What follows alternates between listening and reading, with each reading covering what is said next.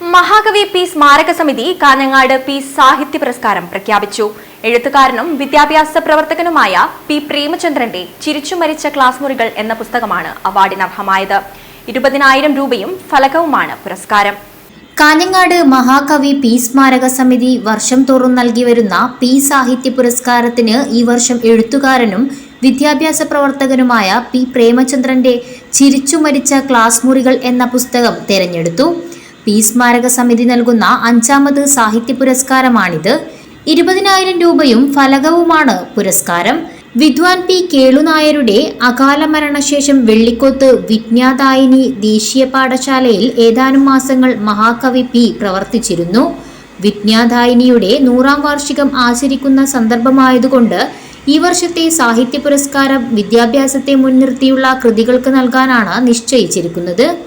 ചിരിച്ചുമരിച്ച class മുറികൾ എന്ന പുസ്തകത്തിന്റെ കർത്താവ് പി പ്രേമചന്ദ്രൻ പയ്യന്നൂർ സ്വദേശിയും അറിയപ്പെടുന്ന വിദ്യാഭ്യാസ പ്രവർത്തകനും എഴുത്തുകാരനും സിനിമാ നിരൂപകനുമാണ്.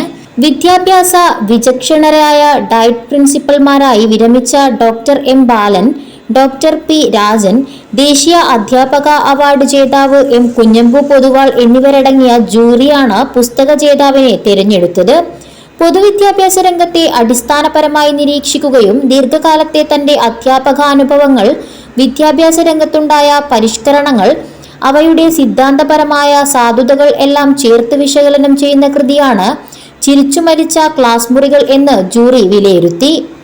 2026 മെയ് 17 ഞായറാഴ്ച വൈകിട്ട് 4 മണിക്ക് പി മുരളീധരന്റെ അധ്യക്ഷതയിൽ ചേരുന്ന യോഗത്തിൽ പ്രസിദ്ധ കവിയും സാംസ്കാരിക പ്രവർത്തകനുമായ കുരീപ്പുഴ ശ്രീകുമാർ പി സാഹിത്യ പുരസ്കാരം നൽകും. പി സ്മാരക പ്രഭാഷണവും അദ്ദേഹം നിർവഹിക്കും.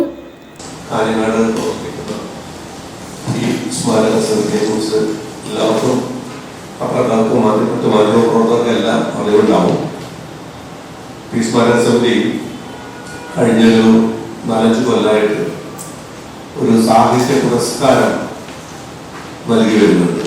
സാഹിത്യ പുരസ്കാരം എന്നാണ് അതിന്റെ പേര്. മഹാകവി പി കവി മാത്രമല്ല എന്നാണ് നമ്മൾ പറയുന്നത്. അതുകൊണ്ടാണ് സാഹിത്യ പുരസ്കാരം എന്ന പേരിട്ടത്. കവിതയ്ക്ക് മാത്രമല്ല കൊടുക്കുന്നത്. ഓരോരോ സന്ദർഭത്തിൽ ഓരോ വർഷവും ചില പ്രത്യേക സമീപനങ്ങളുടെയും പ്രമേയങ്ങളെയും ഒക്കെ മുൻനിർത്തിയിട്ടാണ് വർഷത്തിന്റെ പ്രാധാന്യമൊക്കെ കണക്കിലെടുത്തുകൊണ്ടാണ് അവാർഡുകൾ സാഹിത്യ പുരസ്കാരം നമ്മൾ നൽകി വരുന്നത്. ഈ വർഷം നമ്മൾ നൽകാൻ തീരുമാനിച്ചത് വിദ്യാഭ്യാസ സംബന്ധിയായ വിഷയങ്ങൾ ചർച്ച ചെയ്യുന്ന പുസ്തകമാണ്. അതിന് പ്രത്യേകിച്ച് കാരണമുണ്ട്.